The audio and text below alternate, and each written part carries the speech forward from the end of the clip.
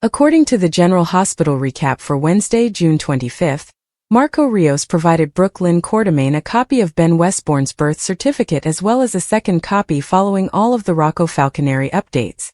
Marco left once Dante Falconeri arrived. Dante wanted to work with Brook Lynn to find a means to reach Giovanni Gio Palmieri, but she believed they needed to be patient. Meanwhile, Cody Bell declined Tracy Quartermain's cash since he appreciated Drew Kane's setback and did not accept money when it was a favor for a buddy. Gio took Rocco and Danny Morgan around the Metro Court pool on their first day as pool attendants. Lulu Spencer embarrassed Rocco by popping up to see him at work. When Tracy arrived, Lulu pressed her to give Rocco a generous gratuity. Gio had to chastise Danny and Rocco for a few things, including their attempt to enter the pool after their shift. Tracy eventually drove Rocco and Danny home before Dante showed up, hoping for a moment alone with Gio. Back with Brook Lynn, she was going over the birth certificate information Marco had delivered when Rocco and Danny showed up. When Rocco asked if Brook Lynn was working, she said yes and hinted about a unique project. Christina Corinthos Davis admitted to Alexis Davis in the law office that Lucky Spencer told Elizabeth Baldwin the truth. However, Christina reminded out that Liz was not going to say anything. Alexis begged Christina to abandon her scheme with Cody, but her daughter resisted. Christina also did not think it was a smart idea to inform Elizabeth about Rick Lansing and Ava Jerome's blackmail scheme. Later, Cody contacted Christina, who persuaded him to inform Ava that Lucky had left town. Christina knew Ava would be upset because Rick hadn't told her. Christina was convinced that with Rick sniffing over Elizabeth, Ava would not settle for being the consolation prize. Cody only had to show Ava that she had other options. During Laura Collins' visit to the gallery, she observed Ava drinking dragon fruit juice. Ava claimed Rick got her hooked, so Laura remembered Liz drinking it with him at her house the other day. Afterward, Ava called Rick's secretary and made up an excuse to inquire about the day Rick allegedly went to Beecher's Corners for a case. When Ava received proof that Rick did not go there, she knew he went to Liz's house instead and fumed over him being a liar. When Cody arrived, he offered to display art for Ava's new exhibit, because her previous arrangement had fallen through. Cody talked up about his childhood experience with painting, and was able to incorporate it into the topic of Lucky leaving the nation. At the hospital, Elizabeth said she didn't have time to converse, but Rick reminded her that he was there for a client. Liz had simply assumed the wrong thing because Rick had been visiting her so frequently lately. Elizabeth finally expressed concern to Lucas Jones about whether she was leading Rick on. Martin received a back injury assessment in his room. Martin wanted to sue Tracy, but Rick didn't believe he had a valid case, and Martin certainly couldn't pay Rick's $15,000 retainer fee. Martin's problems worsened when he discovered that his insurance had lapsed, leaving him without coverage. Back with Marco, he spoke with Lucas on the phone as they planned to enjoy the sunset by the pool. Marco also questioned Lucas about his time at GH with Britt, saying her name appeared in a recent case. Alexis found Liz at the hospital, so they went aside to talk discreetly. Elizabeth stated that she would not discuss Christina's car sabotage, which pleased Alexis, especially since she believed her daughter deserved prison. Elizabeth was content to keep this secret because she believed Christina had learned her lesson. Liz noticed Rick seemed lighter and happier these days, and Alexis appeared to want to say something about the blackmail. Rick appeared nearby and started spying on the conversation. Sonny Corinthos pressed Natalia Ramirez for a response since they were running out of time. Natalia ultimately gave over her safe deposit key box, letting Sonny know that the evidence against him was within. Sonny highlighted Natalia's wonderful home and new life in Belize. Although Natalia could no longer communicate with her family, Sonny insisted he would remain in touch and would not desert her. It was determined that Natalia would leave for Belize in secret on Friday, but Sonny highlighted the significance of not informing acting DeJustine Turner, because Marco was working on a deal. Natalia admitted that Sidwell was a nasty guy, but she assured Sonny that Marco was not like his father. Sonny had no objections to Marco as long as he was Sidwell's attorney. After leaving Sonny's house, Natalia went to the law office and told Marco she was there as his mother, not as a client. Laura was relieved when she arrived at Sonny's house to hear that he had not made a deal with Sidwell for the Piers. Sonny assured Laura that he would not start anything, but he did warn that violence was on its way to Port Charles and that he intended to stop it. According to General Hospital spoilers, Sunny and Sidwell's feud will be filled with unexpected twists, so stay tuned. Brook Lynn Quartermain wasn't searching for trouble, but in Port Charles, trouble seemed to find her. What began as a seemingly innocent visit to the courtroom archives ended up turning her life, and Rocco Falconeri's, upside down. Started with a favor. Olivia had requested Brook Lynn pick up some old family paperwork that had been misfiled by the municipal clerk's office. Brook Lynn, anxious to earn points with her grandmother and possibly Dante, consented to assist. She assumed it would be a fast errand, in and out, no fuss. Just a tedious stack of paperwork and a signature. But, as fate would have it, Brook Lynn's curiosity led her into one of the most devastating revelations the Quartermain family had witnessed in years. After making Brook Lynn wait more than 45 minutes, the clerk, a tired-looking woman named Margie who had been working behind the counter for decades, handed her a tiny folder of documents. Everything was standard. Property deeds, tax records, baptism certificates, the usual jumbled mess that comes with being a Quartermain. But one document slipped out of the stack and landed face up on Brook Lynn's foot. It was a birth certificate. First, she didn't look closely. She assumed it was just another old record. But something about the names attracted her attention. The name on the document was not one she expected to see. Ben Westbourne. Brook Lynn furrowed her brow. That name was part of a sad period in Port Charles's history. Britt Westbourne had earlier given the name Ben Westbourne to a child she claimed was her own. The same boy who was eventually identified as Rocco Falconeri. A long-forgotten identity linked to one of the most notorious baby switch scams the area has ever seen. Brook Lynn grabbed the certificate and glanced at it. She wasn't imagining anything.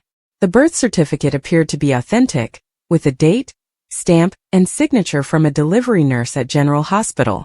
The mother's name was Britt Westbourne. The father's portion was blank. Her thoughts raced. Everyone felt the name had been deleted. After the truth was revealed, after Dante and Lulu were informed that their kid had been passed off as someone else's, all records pertaining to Ben Westbourne were meant to be destroyed. The name was eliminated. Rocco's true parents had claimed him both legally and emotionally. So, why does this certificate still exist? And why was it filed under Quartermain records? Brook Lynn asked Margie where the file had come from. Margie shrugged and explained that it had been in a mislabeled archive box from the Corinthos Estate archives, which made even less sense.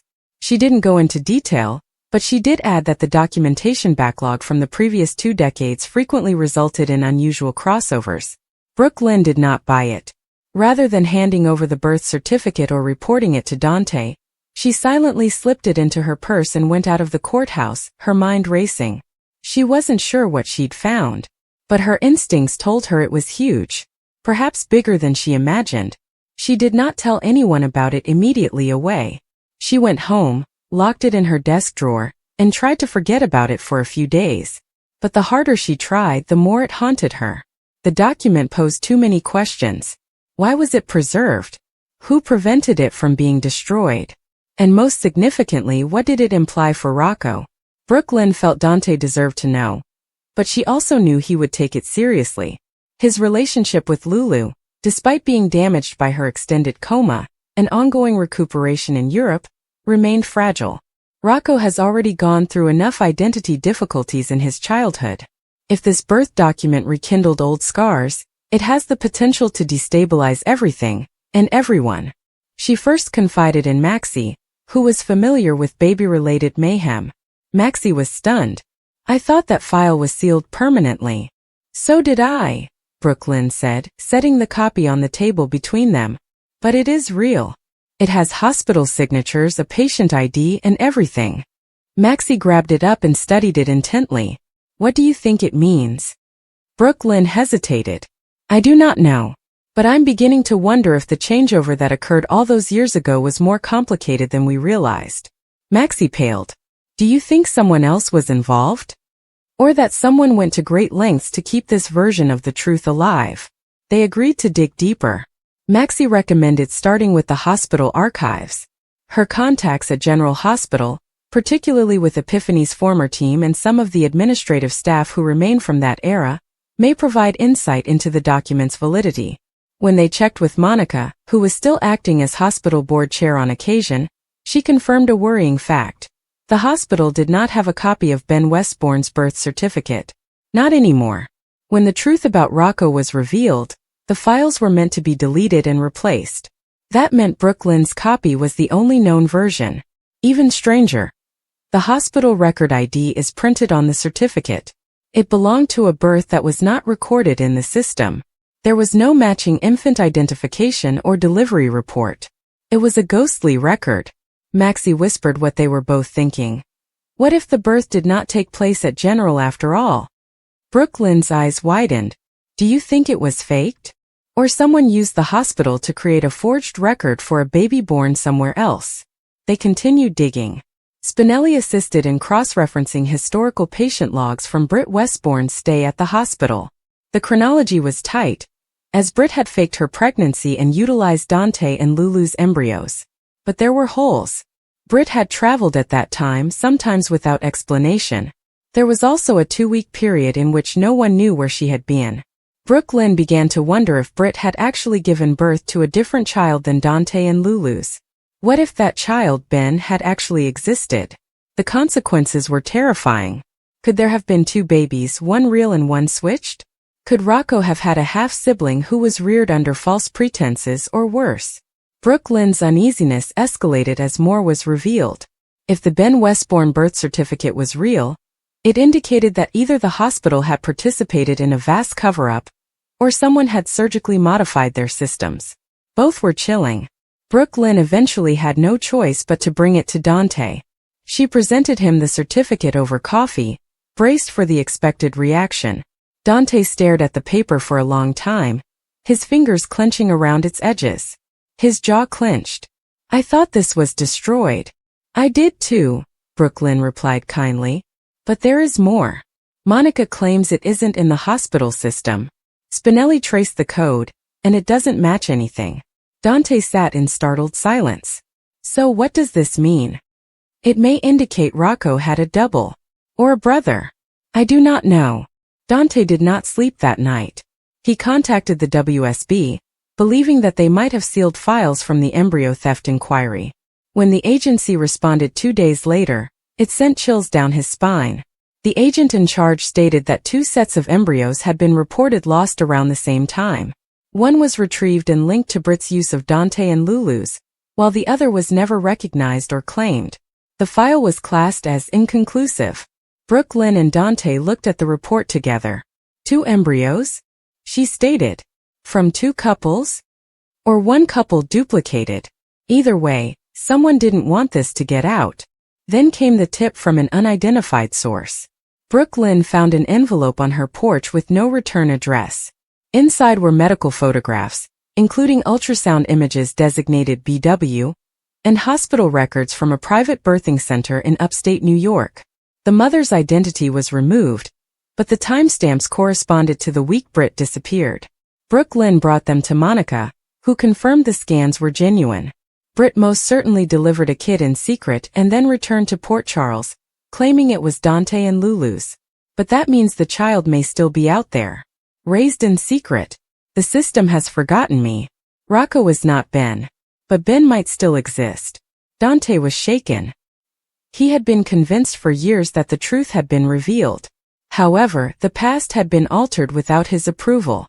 Brook Lynn remained by his side as he struggled to grasp the enormity of it all. Should I tell Rocco? He questioned one night, his voice rough. Not yet, she replied. Not until we learn more. Not until we're certain. They initiated a quiet probe. They searched down the birthing center with Spinelli's assistance.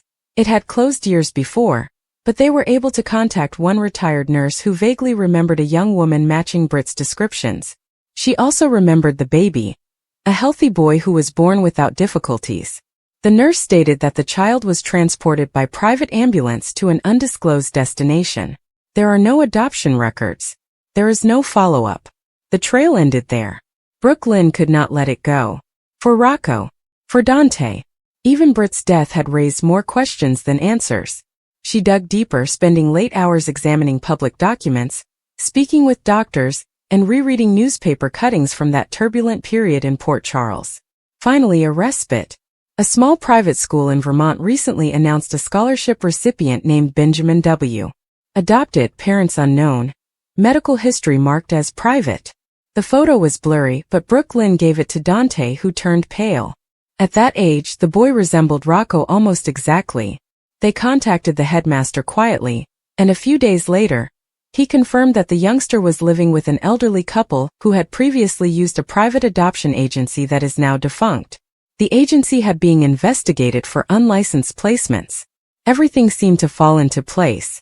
Brook Lynn stood in the school hallway on a wet afternoon, watching the child through a classroom window. He was laughing and scribbling in a notebook while surrounded by classmates. He appeared happy, innocent. She didn't know what would happen next. Will they tell him? Would they seek custody? Will they just leave him alone? But she knew one thing for certain. The truth had found her, and she had not turned away.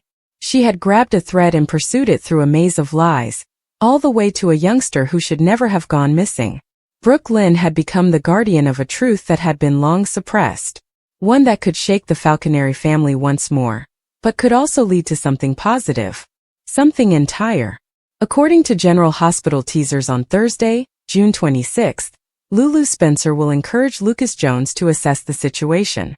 It appears Lulu will believe Lucas needs to know how close Marco Rios and Jen Sidwell are. Marco isn't as unscrupulous as his father, but he's definitely drawn into Sidwell's world and might become embroiled in more turmoil if he isn't careful. For the time being, Marco will receive information on Natalia Ramirez's plans to relocate away from Port Charles. Although Marco will inquire as to how Natalia orchestrated this new life, he will undoubtedly discover that Sonny Corinthos is the driving force behind it. Of course, Marco may argue that it is not too late to reject Sonny's offer and accept the legal agreement he has prepared for Natalia instead. Could Marco persuade Natalia to reconsider her decision to go for Belize and never touch her loved ones again? Carly Spencer will have an uncomfortable chat with Sonny. Sonny may update Carly on the latest Sidwell developments and acknowledge that a storm is building now that he has rejected his rival's proposal for the Piers. This talk will undoubtedly set off some Sidwell warning bells for Carly. Because Sidwell could pose a serious threat to their family, Carly will have a lot of questions and worries for Sonny to address.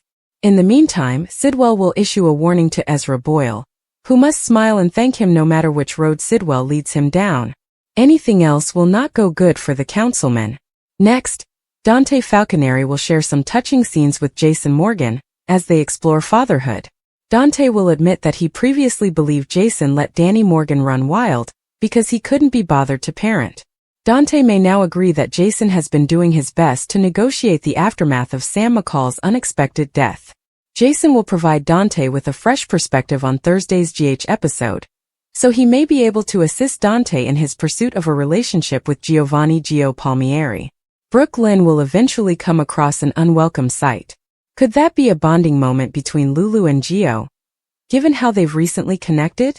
Other General Hospital spoilers state that Sasha will have a special request for Felicia Scorpio. Felicia will make an incorrect assumption about Sasha's needs. Thus Sasha will insist that what she has in mind is far more vital. There's a good probability Sasha will ask Felicia to be Daisy's godmother, which Felicia should gladly agree as they prepare for the christening.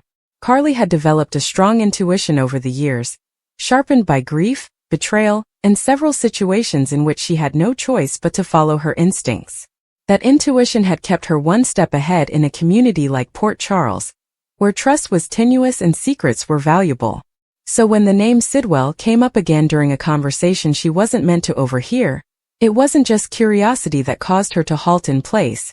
It was a full-body reaction, as if her instincts were screaming that something was wrong. She'd been traveling through the Metro Court lobby when she noticed two men sitting in the far corner, talking softly. One of them appeared to be a business liaison who had recently been sniffing around the hotel, asking too many vague questions about vendors and contracts. The second man was unfamiliar, but the name she heard stopped her, Sidwell. Carly recognized that name. It had been linked to a shady business arrangement years before, one that Sonny had warned her against, and it had vanished as quickly as it had appeared. Whatever Sidwell was involved in, it was unclean. And hearing it again with no explanation, triggered a series of alarm bells that Carly couldn't ignore. Later that day she brought it up with Jason. They were in her kitchen, sipping coffee and attempting to have a regular discussion about family and catching up after his return to Port Charles. But nothing was usual when Jason returned. Not really. And Carly could tell he was keeping something back, as he often did when he was protecting someone or something. "I heard something," she remarked nonchalantly, pretending to stir her tea while looking at him over the rim of her cup. "A name I haven't heard in a long time, Sidwell." Jason's reaction was slight yet clear. He blinked once. Paused. Just one breath too long. "Where?" he asked cautiously. "Metro Court," she announced. "There are 2 males." Low voices. "I do not think they wanted to be noticed." "But I noticed." Jason laid his coffee down and exhaled slowly. Carly leaned in. "You understand what that name means, don't you?" Jason nodded slowly. "Yeah, I do." "Then you better start talking." Jason did not reply right away. His fingers tapped against the side of the cup, and his jaw tightened. Carly waited patiently yet relentlessly. "It's not what you think," he finally explained. "But it's also not something we can ignore. Try me." Jason explained that Sidwell was more than just a person. It was a ruse, a moniker given to an organization that operated beneath the radar, laundering money through tech businesses and pharmaceutical deals. They had been quiet for years, usually working outside of Port Charles, but had just resurfaced. And this time they were not working alone. Carly's eyes widened. "Are you suggesting someone from Port Charles is collaborating with them?" Jason nodded again. "I don't know who yet, but they are here. And they're moving quickly." Carly stood up and paced. "I realized something was wrong. I felt it. Why are they back?" Jason didn't respond directly. Instead he shifted gears.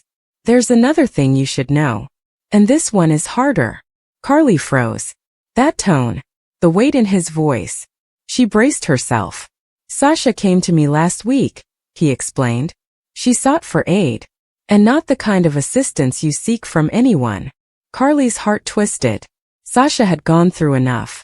Losing Brando, the baby, the public collapse, and Gladys and Dr. Montague's manipulation. Carly had seen her claw her way back from the brink. If Sasha was approaching Jason now, it implied there was a severe problem. "She asked me to find someone," Jason remarked. "A woman who previously worked at Ferncliff. A nurse who vanished soon after Sasha was released." Carly scrunched her brow. "Why? Who is she?" Jason paused. "Sasha believes that nurse knows the truth about what happened to her while she was in conservatorship. She believes there was more to it than we know now. That Gladys wasn't operating alone, and that someone else was pulling strings behind the scenes." Carly sat down, startled. "Do you suppose it's connected to Sidwell?" "I didn't," Jason confessed. "Until I started digging." He took out a little notepad, turning it open to reveal a written name. The nurse. Her last known residence was a rental property run by a shell corporation. That company is connected to Sidwell through 3 levels of obfuscation. Carly's breath caught. "Jesus. And that's not all," Jason went on. "The same shell firm recently purchased a property here in town. Quietly. No press. There is no listing. They're opening a private clinic. That's what the people at the Metro Court were talking about. It's scheduled to open in 2 weeks. A clinic. For what?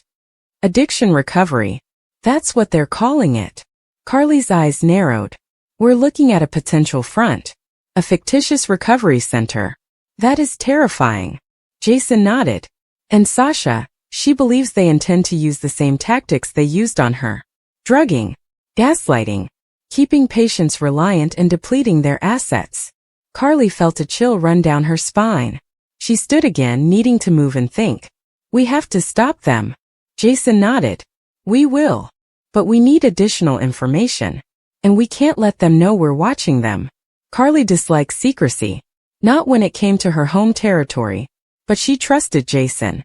And if he told her to move softly, she would, at least for now. The next day, Carly met Sasha at her apartment. She had invited her under the guise of catching up, but once they were alone, she abandoned the ruse. "Jason told me," Carly replied gently. "This is about the nurse. About Sidwell." Sasha looked down, fumbling with the hem of her sleeve. "I get how it sounds. But I swear to you, Carly, I am not dreaming it. I don't think you are, Carly responded. I believe you. That brought Sasha to tears. Thank you. I feel like I'm going mad. Every time I think I'm fine, something comes up that reminds me how deep that trauma is.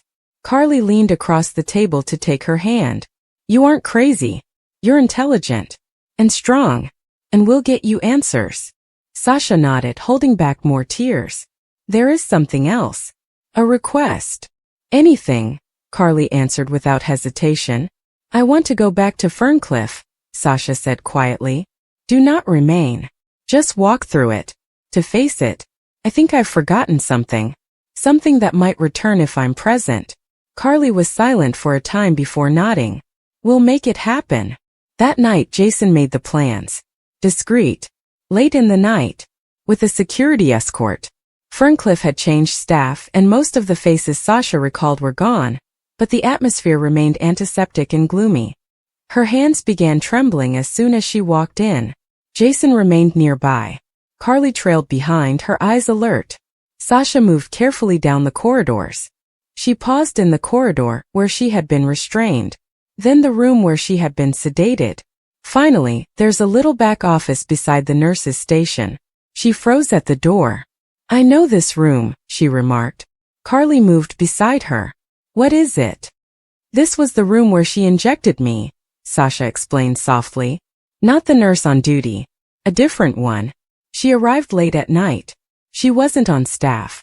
But she was wearing a badge. It said Ferncliff. Jason stepped forward. Do you remember her name? Sasha's eyes fluttered shut. It began with an L.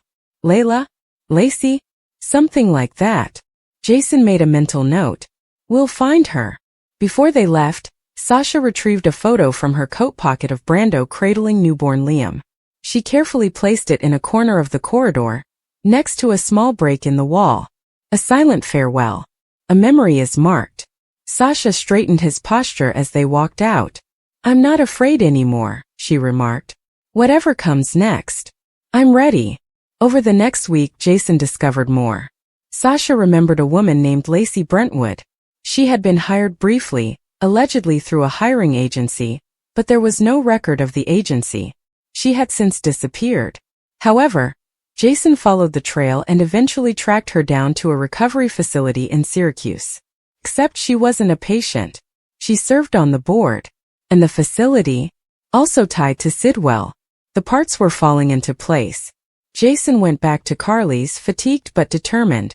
He put it all out, the false nurse, the fake clinics, and the shell corporations. It was a well-planned operation intended to target vulnerable people, just as Sasha had feared. We have enough to blow this wide open, Carly explained. Not yet, Jason replied. We need a whistleblower. Someone from inside.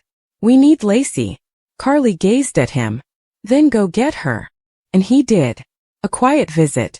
An altercation in a parking lot. A discourse that escalated into a threat and eventually a transaction. Lacey agreed to send up papers, including evidence of the plan, bank records, and medical fraud. She would testify while being protected. With that, the case exploded. The PCPD conducted an official investigation. Dante was brought in. So was Anna. Within days, federal agents rushed in to aid. The new clinic was raided before it opened. The men in Metro Court were arrested. The Sidwell front started to disintegrate. However, the emotional consequences persisted.